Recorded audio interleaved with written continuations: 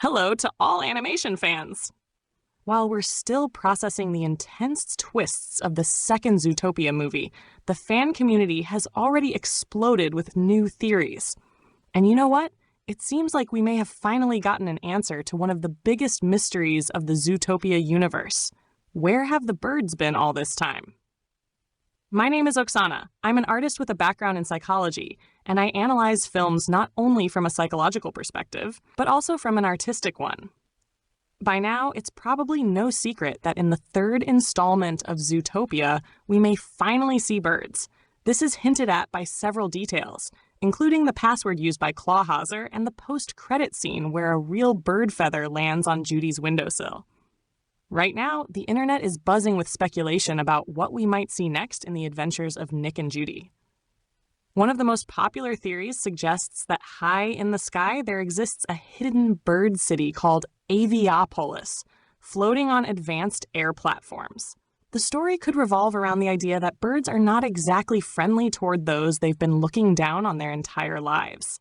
Even more interesting, there are rumors that we might finally meet Nick Wilde's father, who could turn out to be a smuggler, transporting goods between Zootopia and the Bird City. If true, this would put Nick's reputation at serious risk. However, according to newer leaks, the situation might be very different. The story could begin with a diplomatic scandal. In the very center of Zootopia, a bold crime takes place, and the main suspect is a crow. Since the Zootopia Police Department has no jurisdiction in the sky, Judy and Nick are granted special permission to investigate in Aviapolis. And that's where things get even more interesting.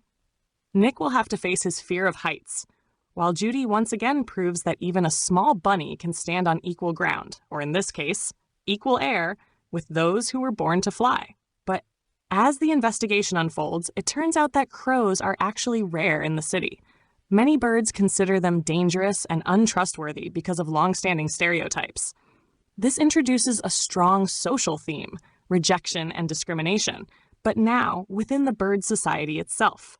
Even more clues begin to suggest that the crime wasn't committed by a crow at all, but by another bird who deliberately framed them in order to push crows out of Aviapolis for good. There are also rumors that a third character will join the main duo, a falcon who acts as their guide in the bird world. However, it's entirely possible that he may lead Nick and Judy down the wrong path.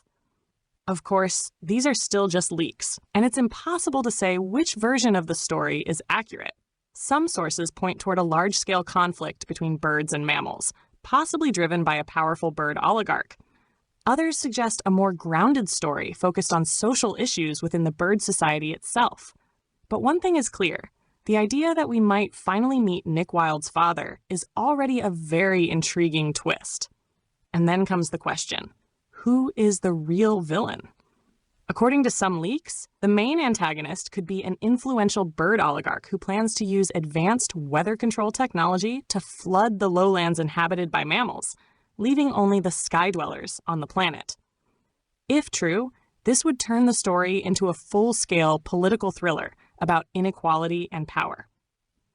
At the same time, it's important to remember that different sources point to completely different plot directions. So for now, we can't say which version, if any, is accurate. So, what do you think? Which theory sounds the most realistic to you? Share your thoughts in the comments and don't forget to subscribe so you don't miss what's coming next. I also invite you and your children to relax together with me and connect with something beautiful through art. If you join with your kids, it can become a lifelong memory, a small piece of light in these dark times. What do I offer? I will teach you how to understand art. I will explain the difference between a simple drawing and a true work of art. This is not about basic painting lessons you can find everywhere or step-by-step tutorials that are already widely available for free on YouTube. These are lessons on the level of art criticism, presented in a way that is accessible even for children. For example, you will find answers to questions like, why are some paintings not beautiful, yet extremely expensive?